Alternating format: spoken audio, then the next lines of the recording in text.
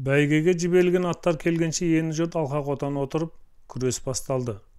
Алдыңғы шепте қамен ұлыс басшылары, Шыңғыс ұрпағының әмірлері, оғландары, содан кейінгі қатарларда әскер басшылары, түмен бастықтары, нояндар мен батырлар. Осылай ұлыстарына, дәрежелеріне қарай орналасты. Тек ең соңғы шепте Қыпшақ, Маңғыт, Оғыз, Алан, Серкес, Башқұрт тәрізді елдер адамдары. Жұрттың бәрі ұлысына қарай отырған. Мұндай ұлы жиында тәртіп болу үшін сәк істеліп, кілем жабылып, оған қан жолға шыққанда мінетін алтын орданың жеңіл тағы қойылатын. Қан өз орнына жайғасқаннан кейін күрес басталды. Ортаға сол қанаттың атынан күрескер сұңғақ бойлы. Мүшелері жолбарыстың мүшелеріндей сом біткен. Сұлуша келген қара торы Қыпшақтың бір жас палуаны шықты. Жеңіл шидемшекпен ұзын орамалмен буып алған. Басына да осындай орамал тартқан. Денесінің оң қол жағы жалаңаш. Шекпеннің оң жақ белін белбеуіне қыстыра салған. Жігіт алшаңдай басып ортаға шықты. Тізесін бүгіп қанға сәлем берді. Мөңке Темір жігіттің қара торы сұлу денесіне сүйсіне қарап, рахмет дегендей сәл басын иді де қойды. Ал оң қанаттан қайсың барсың деді күрес биі. Денелі келген қара мұрт ноян.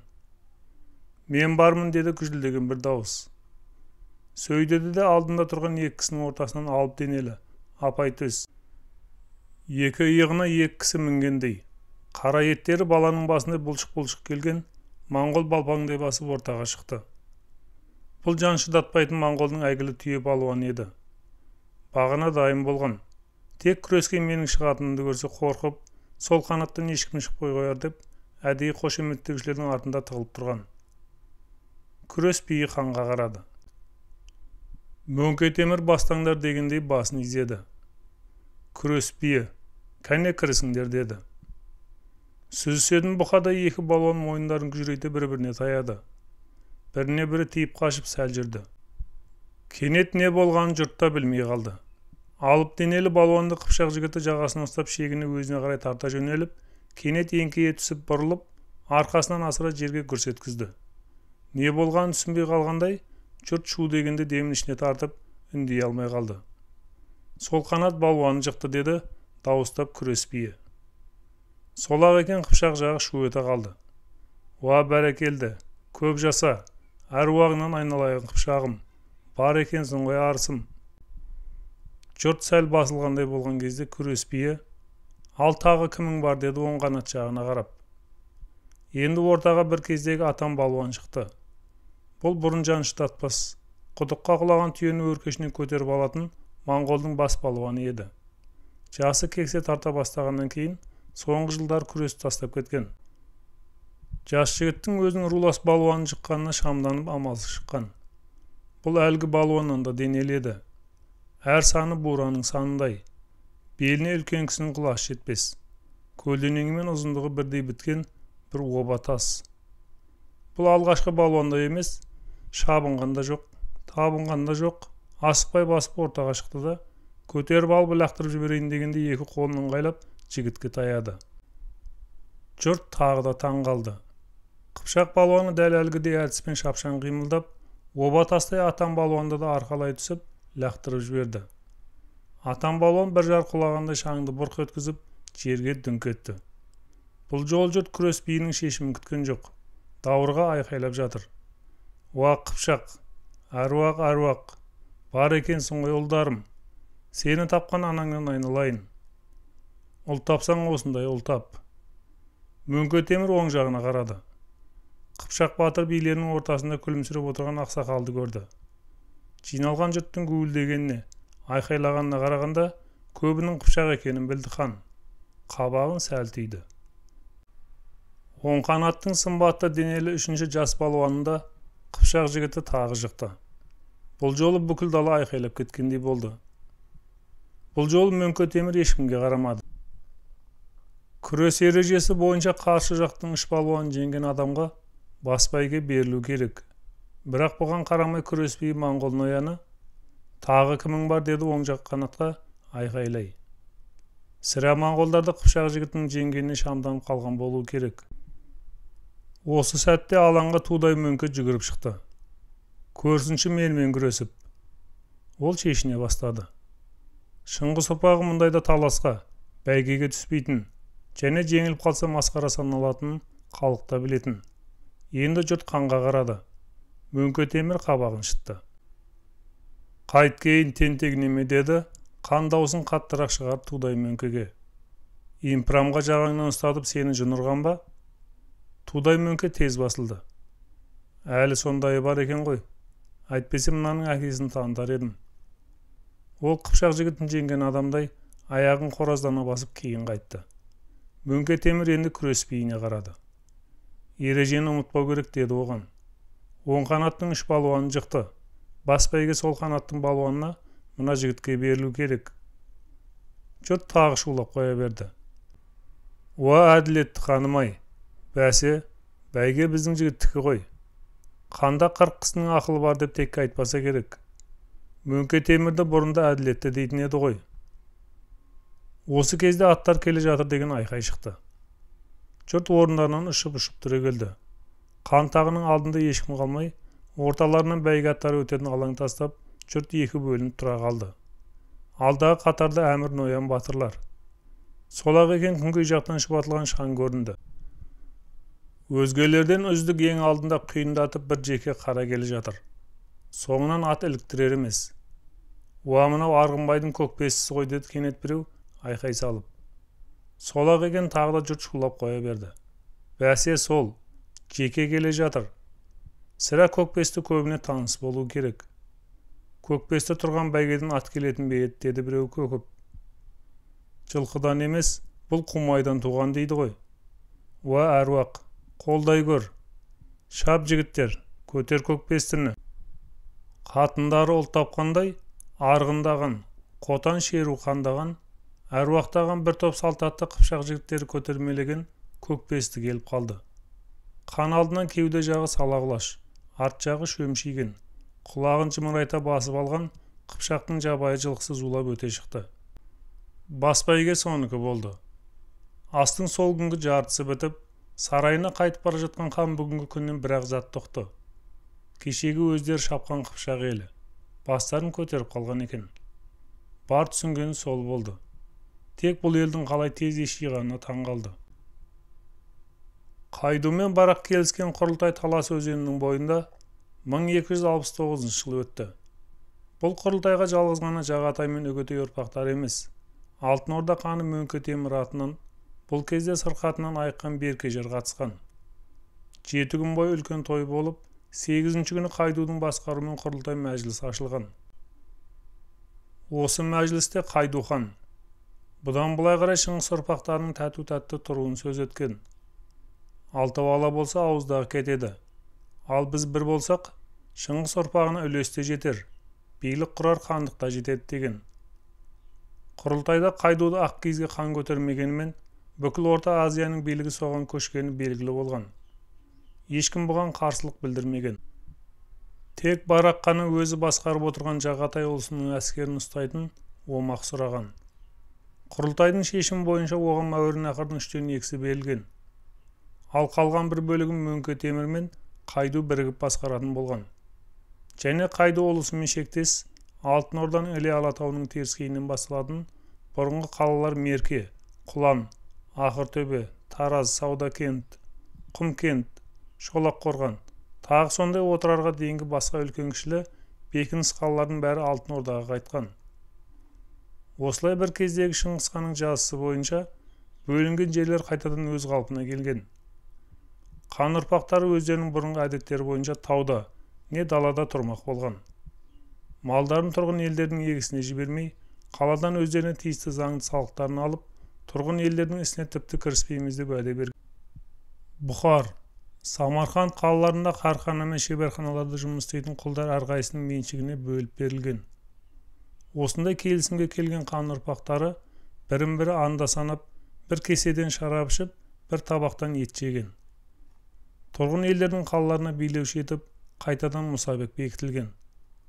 Мөңке Темір қарамағында 50 мың Қыпшақтың жауынгер атты әскері бола тұрып, осыдан 2 жыл бұрын Мауреннахрдың неге шаппағаны енді белгілі болған. Мөңке Темір қан төкпей-ақ өзіне тиістісін алатынын білген тәрізді. Демек құшақтасып анда болғанменен Қайду мен Барақ Бұхар не Самарқанды қайтадан басып алып жүрмесін деп, бұл қалалар мен Жағатай ұлысының әскерлері тұрған жердің шекарасына өзінің біраз қосындарын тастап, кейін Іле бойындағы өз ордасына қайтқан. Осы құрылтайда тағы бір мәселе шешілген. Барақ өзіне құлағы ұйылғандығына қарайтын, Қорасан мен Ауғанстаннан Жағатай ұлысына жер қосып алғысы келетінін айтқан. Бұны Қайду мақұлдаған. Ондағы ойы әлі де қауіпті, Барақтың Иранмен соғысып, күшінің азая түсуін көздеген. Барақ келесі жылан жылы Қорасан жеріне жорыққа шыққан. Өзіне жәрдемге берілген Қыпшақтың әскері бұны тастап кеткендіктен, әкесі Құлағудың орнында болған Абақтан оңбай жеңіліп, Бесағының қолымен Бұхарға қайтқан. Осы жорықта Барақ аттан құлап, жүре алмайтын мәңгі мүгедек болып қалған. Бұхарға келгеннен кейін ол мұсылман дініне кірді. Енді өзін Сұлтан Тясидин деп атаған. Бұл тұста Бараққа қарсы Жағатайдың басқа ұрпақтары бас көтерген. Жағдай қиынға айналған. Барақ кешегі андасы Қайдудан жәрдем сұраған. Қайду таластан 20 мың әскермен шықтым деп хабар берген. Бірақ ол ұрыс жүріп жатқан Сейхундарияның ортасына тым асықпай келген. Ондағы ойы ұрыстың аяғын күту еді. Қай жеңген жағымен айқасуды ойлаған. Барақ жеңіп шыққан. Енді Барақ кешегі андасына жәрдемінің керегі жоқ деп, оның еліне қайтуын сұраған. Бірақ Қайду қайтпаған. Барақты Бұхардан маған тиісті салықты бергізбедің деп, сылтау тауып Барақтың қосындарын түнде қоршауға бұйрық берген. Сол күні түнде Барақ өлген.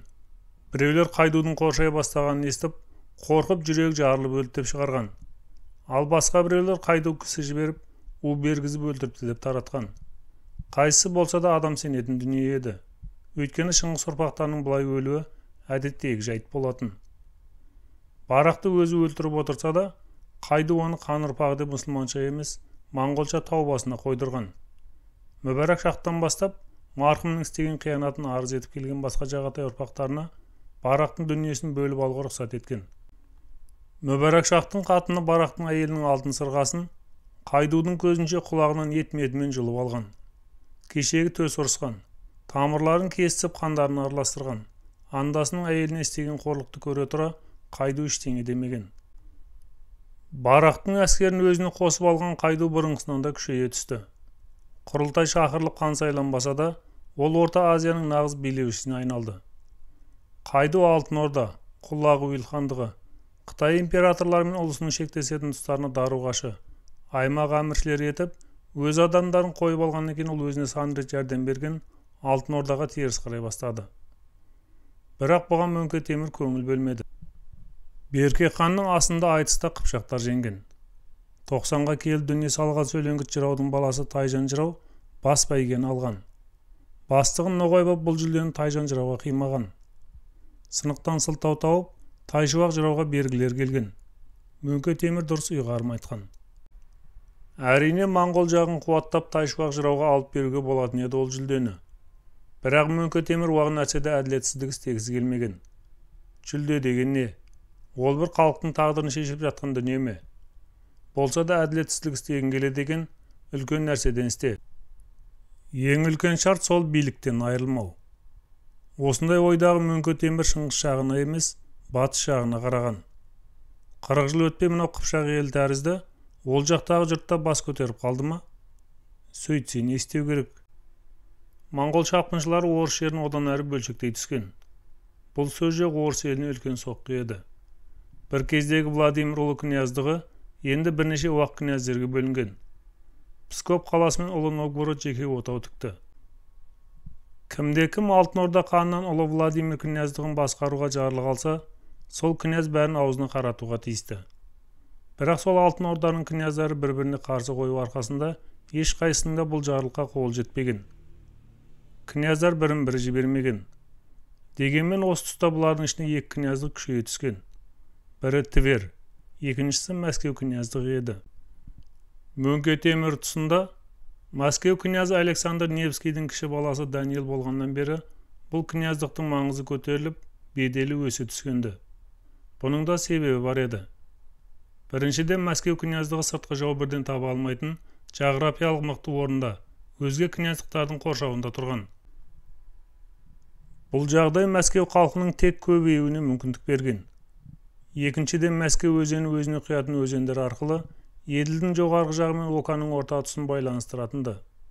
Және Қир мен Кибе, Чернигов, Смоленскіден Владимирге баратын жолда осы қала арқылы өтетінді.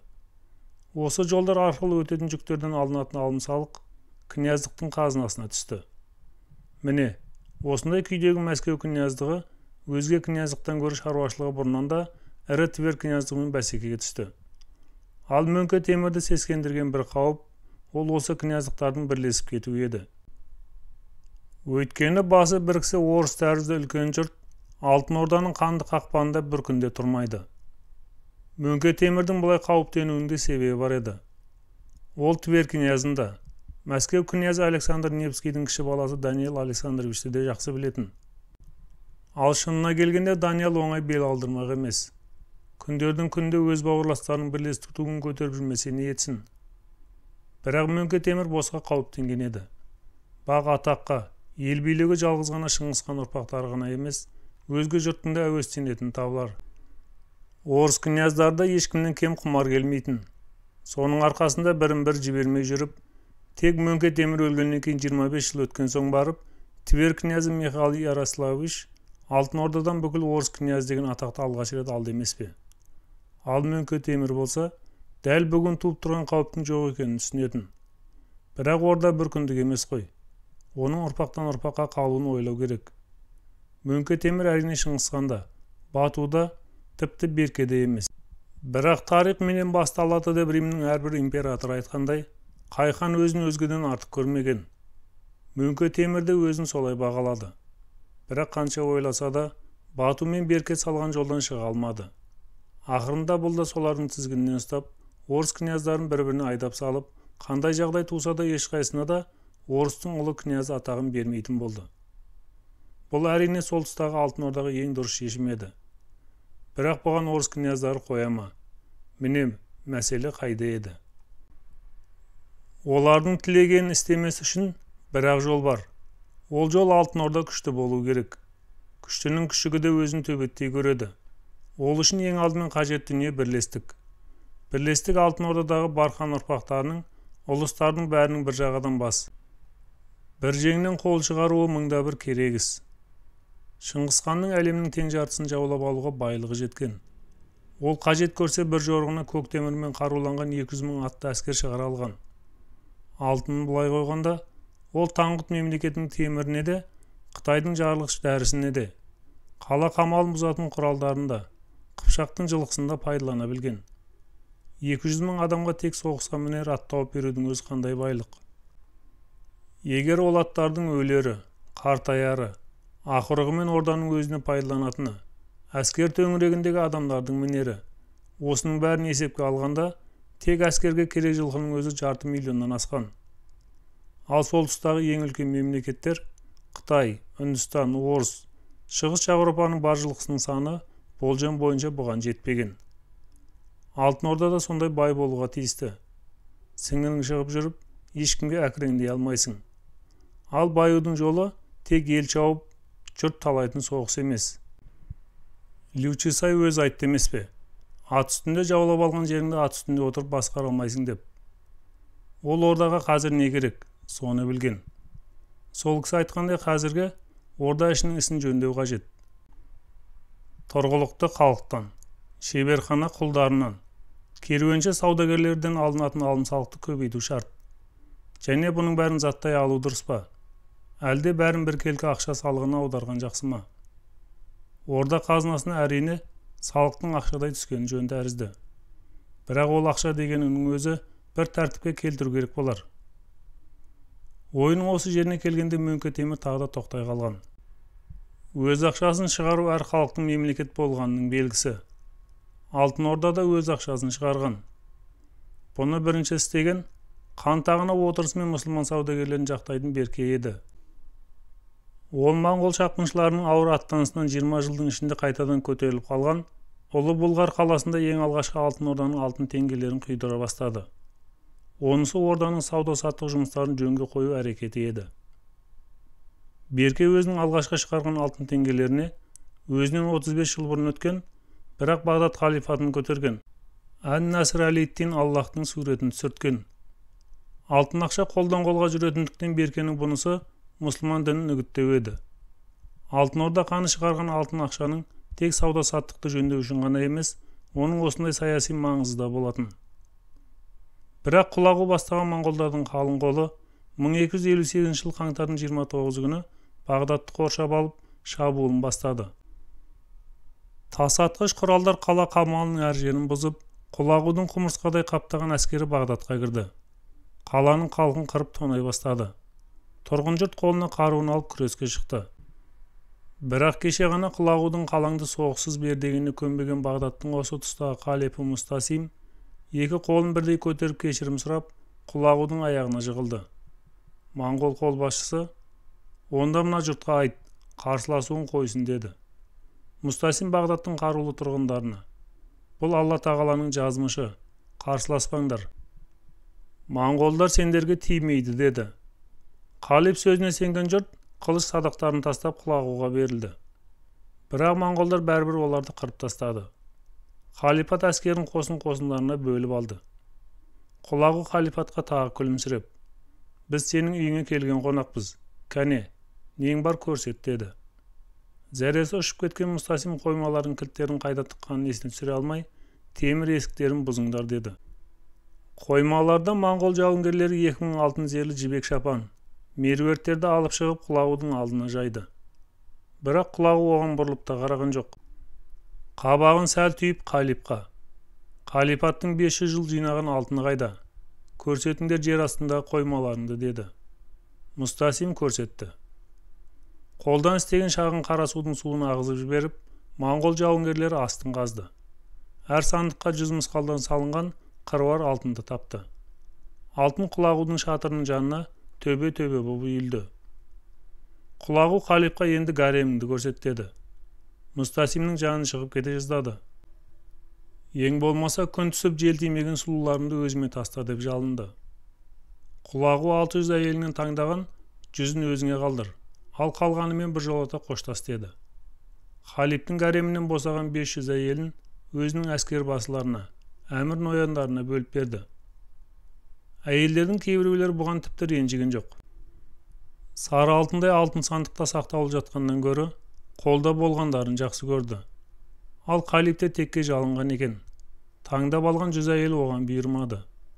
Ақпанның 20 күні Құлағу Мустасимді, үлкен баласымен екеуін буындырып өлтірді. Шыңғыс ұрпағы мұсылман қалипатына осындай шабуыл жасап жатқанда, Қарақорым қалай шыдап отырсын? Ұлықхан мөңке сол Бағдатты алған жылақ беркеге. Ислам дініңді үгіттеуің тоқтат. Ан-Наср әл-Дин атындағы алтын теңгелерді өзгертіп, қайтадан құй деп әмір берген. Содан бері Алтын Орда ақшасы мөңкенің атымен шығып келген.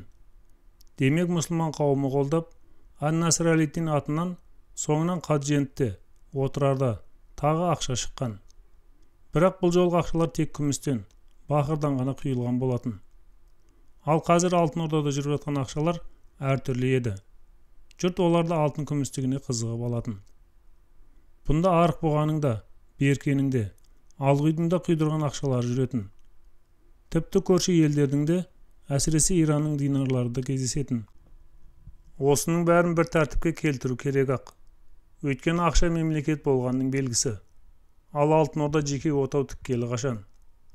Алтын Орданың өз жерінде жүретін өз ақшасын шығарудың тағы бір маңызы бар еді. Бұл оның өз билігі өзінде, Қарақорымдағы бағынбайтын жеке мемлекет болғанын көрсететін. Ал бұл тұста Қарақорымның өзі ұлы хандығынан қалған. Өткен қой, яғни 1271 жылы Құбылай өзін Қытай императоры деп ататқан. Астанасын Қамбалыққа көшірген. Жаңа хандыққа Юан деген қытайша есім берген. Бұл енді моңғолдың ұлы хандығы жоқ деген сөз еді. Бұрын ұлы хан Арықбұғы және Құбылай екеуі болса, біреуі өлген, екіншісі Қытай императоры болды. Әрине мұндай жағдайда Қарақорымда әлі ұлы хандықтың астанасы деп ешкім айта алмаса керек. Ал Құлағу хандығы да енді Иран илхандығы болып жеке кетті. Орта Азияда Қайду басқарған жаңа моңғол хандығы пайда болды. Тек Алтын Ордада ғана әлі Қарақорымға салық жинайтын басқақтар қалған. Мөңке Темір тек Алтын Орданың өзінде ғана жүретін ділдаларды шығармақ болды. Бірақ ол ақшаларды қайда құймақ? Ұлы Бұлғарда ма, отырарда ма? Және кімнің атынан? Алтын Орданы тұрғызған Батудың ба, әлде Алтын Орданы күшейткен Беркенің атынан ба? Жоқ, тек өз атынан. Өзі тұрғанда кімді іздейді? Ешкімді де іздемейді. Мөңке Темір осындай ойда отырғанда хан сарайының кіші бәйбішесі Ұлжатай кірді. Бұл ұзын бойлы, аққұба келген келбетті әйел еді. Шыңғыс ханның ең кіші қызы Шичиганнан туған екі қызының бірі. Үлкені Олжай Құлағудың әйелі болған. Бұны, яғни кішісін Мөңке Темір алған. Алтын Орда ханның бұдан екі ұлы, Алғұй мен Тоқай және екі қызы бар. Ал Мөңке Темірдің Құбай қатын бәйбішесі бастаған үш әйелінен бірінен бір өткен баққұмар тағы 8 ұлы бар. Осы ұлдың ортаншысы Тоқай соңынан Алтын Орда ханы болған. Ал Тоғырылшыдан Алтын Орданың болашақ әйгілі хандары Өзбек, Әз Жәнібек және өз әкесі Жәнібекті бауыздап өлтірген Бердібек хан тараған. Мөңкеге өз қатындарындай ұл таппаса да, шеше жағынан тікелей Шыңғыс ханның өзінің ұрпағы болғандықтан ба, Ұлжатай байы Алтын Орда ханына еркелеу, өтімділеу болатын. Келбетіне қарай Ұлжатай сәнқой, көркемдікпен ән-күйге әуес кербез еді. Мөңке Темір де бұны жақсы көретін. Тек соңғы кезде Алтын Орда ханының құлағына осы Ұлжатайы Құбайтайшыдан туған Абашмен жақын екен деген суық хабар тиген. Бұл моңғол дәстүрінде таңғалатын жайт емес. Шынында да солай еді.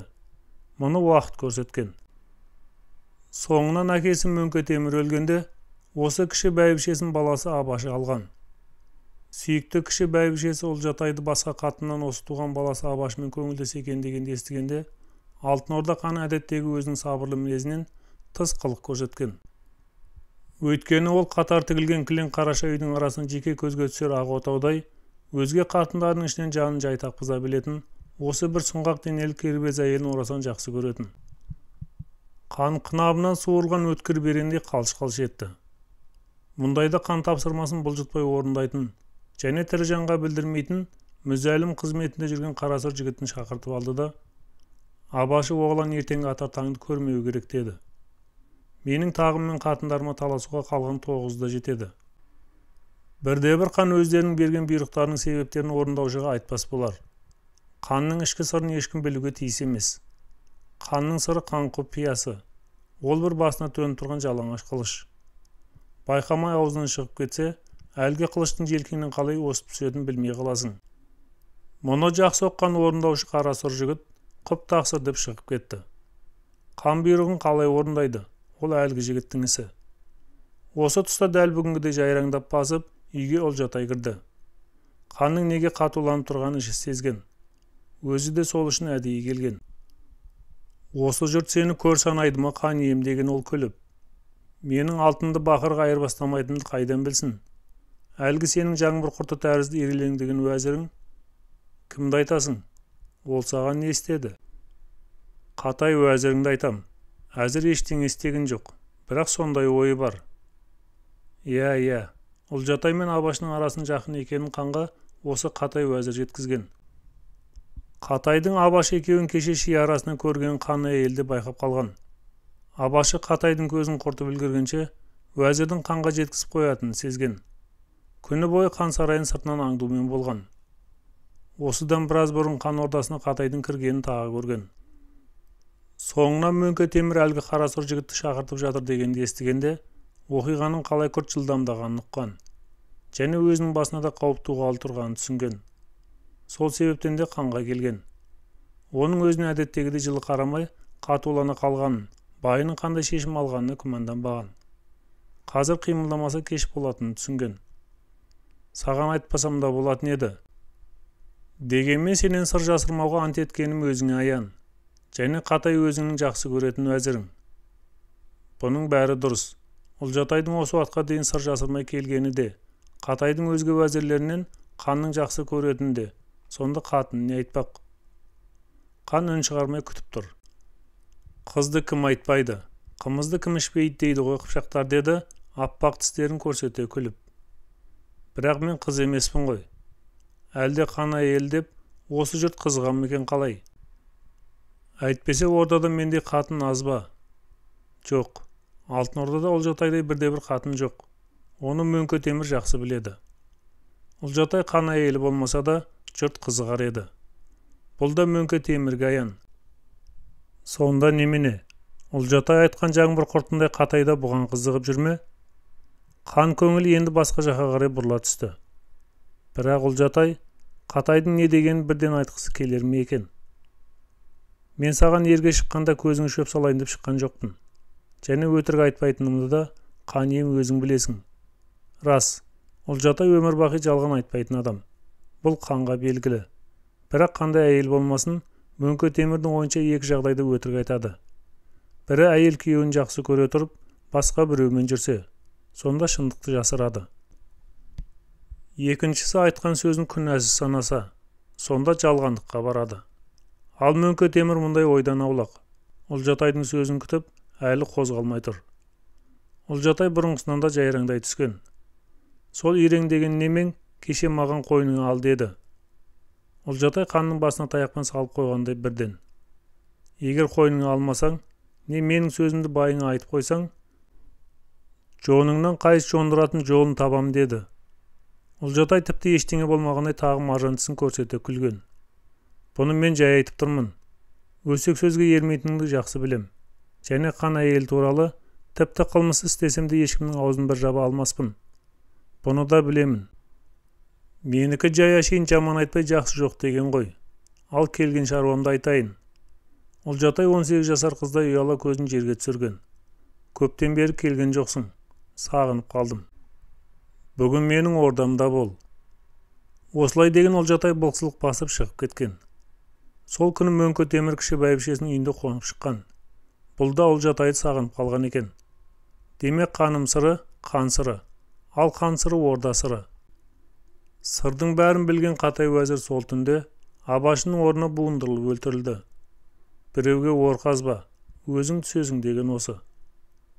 Сол Ұлжатай бүгін тағы қан еріне келіп тұр. Бой жетіп қалған қыздың анасы болса да, әлі күнге сол сылаңдаған қалпы. Қан көңілі де оған бұрынғыдай. Қатай уәзірдің сөзіне дұрыс ермеген екенмін деді ішінен. Дүниеде бәрін табуға болады. Тек өзіңді ғана білетін дұрыс қатын табу қиын. Әлі есінде, осы Ұлжатай қатынды қалай алғаны. Онда Мөңке Темір хан емес еді. Жаңа ғана сол қанат ағасы болып сайланған. Жасы 50-ден жаңа асып бара жатқан. Бұл оқиға осыдан 15 жыл бұрын болған. Орда қанның жорықсыз өткен уақыты бар ма? Бір аттаныстың реті түсіп, сонау Тарбағатайға барған. Сонда осы Бұқа Темірдің 15 жасар қызы Ұлжатайды көрген. Әкесінен осы қызым маған берсін деп кісі салған. Батудың немересіне қандай адам қызымды бермеймін дей алған. Тек қызымды Керейдің бір нояны баласына айттырып қойып еді. Ескі дос адамым еді. Уәдемді бұзу қартайғанда маған қиын. Ұлжатайымның өзімен сөйлесін. Егер Мөңке Темірді ұнатса, соны сылтау етіп алып кетсін деген. Ұлжатайға кісі салғанда, ол Мөңке Темір кәрі, өзімнің айттырған жеріме барамын. Және болашақ байым құтылықты көңілін тілейді деген. Көшпенді ойрат пен Керей рулар жаз айларында керулен бойына кездесетін. Қызды жігіт көрген, жігітті қыз көрген. Екеуі бірін-бірі ұнатқан, жақсы көріп қалған. Әкелер келесі жайлауда кездескендерінде ұлан асыр той істеп екеуін қоспақ болып уәделескен. Бұл моңғолдарға жатпайтын әдет еді. Дегенмен осылай болған. Ұлжатайдың да көнбегені осыдан еді. Мөңке Темірдің даңқын естігенмен өзін көрмеген, қандай адам екенін білмеген. Бірақ байға шығу үшін бұл шарт емес еді. Бәрін әке-шешелері шешетін. Бұл жолда солай болды. Мөңке Темір Бұқа Темірге кісі салды. Бұл жолы қыздың береме жоқ па, сылтау таппай тоқетер жауабын берсін деген. Бұқа Темір сөз сарынын түсінді. Құдам алдында бәтуасыз атанғым келмейді. Егер өзіне қатын керек болса, атына мінгізіп алып кетсін. Бұнысы біз қарсы емеспіз, тек қызды тартып әкеткен көрінсін дегені еді. Сол күні Мөңке Темір жігіттерін жіберіп, Ұлжатайдың қол-аяғын байлап ордасына алдырды. Жасы 50-ден асып бара жатса да, күші әлі қайтқан жоқ еді. Бұрын әйел болып көрмеген Ұлжатай, егде адамның әйелі болудың қандай қиын екенін ұқты. Нәзік денелі сыпайы мінезі Құтлықты сағынды. Мені келіп алып кетсін деп жалынды. Құтлық серіктермен іздеп келіп, уәделескен жерлерінен Ұлжатайды еліне алып кетті. Мөңке Темір намыстанбады. Қатынның соңынан іздеп бармады. Ал Ұлжатай жас жігітмен бір ай тұрды. Алғашқы кездерінде оның ыстық құшағында майда еріді. Бір жеті өткенде Құтлықтың ортасы болмай, ұйықтап қалатын әдет шығарды. Екі жеті өткенде таң ата, Ұлжатайдың өзі оянатын болды. Үш жеті өткенде Ұлжатай қанша түрткілесе де, Құтлық оянбай қойды. Енді Ұлжатайдың есіне қабырғасын сындырып жібере жаздайтын кәрі тарланы Мөңке Темір түсті. Бұл оң емес, ол бұны оятатынын ойлады. Енді ол Мөңке Темірге кісі жіберді. Мені алып кетсін деді. Мөңке Темір жауынгерлерін сыртқа тастап, ауылға жалғыз өзі келді. Ешкім оған қарсы шығуға бата алған жоқ. Мөңке Темір ақбоз үйдің сыртында тұрып Ұлжатайды шақырып алды. Сен менің бұдан былай қарай қашпайтын қатыным боласың ба деді еңкейіп, оның өзіне мөлие қараған жалынышты көзін көріп. Боламын деген Ұлжатай. Мөңке Темір ештеңе деген жоқ. Сәл еңкейіп Ұлжатайды көтеріп алды да, ерінің алдына отырғызып жауынгерлеріне қарай жүріп кетті. Қозыны арқасынан салып әкетіп бара жатқан арлан қасқыр тәрізді. Тағы Мөңке Темірге ешкім ештеңе деген жоқ. Құтлық босағадан сығалап қала берген. Бұл не? Орданың айбарынан, әлде Батуханның аруағынан қорыққаны ма жұрттың? Солай тәрізді. Содан бері Ұлжатай бұның ең жақсы көретін қатыны болған. Еш уақытта өтірік айтып, алдап көрмеген. Әрине, Қатай уәзірдің сөзі өтірік. Қан үшін өтірік, қаным үшін өтірік. Бәрі өтірік болған үшін Қатай уәзір өлтірілген жоқ па? Сондағы Ұлжатай мынау, күлімсіреп тұрған кербез қатын. Жай келдің бе деді Мөңке, әйеліне әдетінше күлімсірей қарап. Жай емес деді Ұлжатай. Әкем ауылынан кісілер келіпті. Жиен қызы Құртпунжиннің нағашы ағасы Таутайға тоқалдыққа сұрапты. Таутай Бұралғы, Бұқа Темірдің балалары, Ұлжатайдың туған ағалары. Таутай үлкені, әкесінің орнына қалған Ойрат әмірі. Туған қарындасы Ұлжатайдың қызы Құртпунжинді тоқалдыққа сұрап келіпті. Мөңке Темір ойлана жауап берді. Дұрыс сұраған деді ол. Саулы қошқарсыз болса, қозы қайдан келеді? Моңғол қызы байға шықпаса, моңғол қайдан өседі? Дұрыс сұраған Таутай әмір. Бірақ Таутай әмір қошқар бола алмайды. Ол тым кәрі. Одан моңғол тумайды. Құртпунжинді оған бере алмаймын. Сұлтан Керманмен уәдем бар, соған берем. Дәл осы мезетте тағдырдың басқаша шешілетінін Алтын Орда ханы білген жоқ. Мөңке Темір өз айтқанын істеген. Құртпунжиді Сұлтан Керманға берген. Бір жылдан кейін ол өліп, Құртпунжин нағашы Бұралғының баласы Сатылмышқа қосылған. 3 жылдан кейін Сатылмыш дүние салып, оның әйелін, келінін, осы алпыстағы Таутай алған. Одан Құртпунжи бір емес 3 жыл тапқан. Сұлтан Керман сырқат дейді ғой деді Ұлжатай, күйеуіне қарсы келмей. Одан басқа ойлап жүрген жерім бар. Бұл ой Мөңке Темірге кенет келген. Және бұл ойы өзінің шу дегеннен дұрыс көрінген. Одан Құртпунжиді орыс княздарының біреуіне беремін. Олардан 10 ұлымның біреуіне қатын әперемін деді Мөңке Темір. Мына қыпшақтар бізден бұрын олармен қыз алысып, қыз беріскен. Бұл бізге тым теріс емес. Жазымыз Құртпунжидің орысқа шығуына мүмкіндік бермеді. Ал Алтын Орданы күшейту үшін хан ұрпақтарының бірлестігін сақтаймын. Жаулап алған елдермен алым-салықты көбейтемін. Жаңадан ақша шығарамын. Орыс княздарынан қыз алып қыз берсемін деген Мөңке Темір тек бірақ нәрсені білмейтін. Оның білмейтіні осының бәріне қауым қалай қарайды. Осының бәрін Алтын Орда хандарына істетіп қойып, олар үн-түнсіз жата бере ме? Міне, Мөңке Темірдің шын білмейтін мәселесі. Ал жұрт болса анда-санда асау толқынын қуып, тыныш жатқан теңізге ұқсайтын. Қай күні сұрапыл дауыл тұрып, сол теңіз астан-кестең болады. Мөңке Темір ханның да, өзге хандардың да көздері жетпейтін.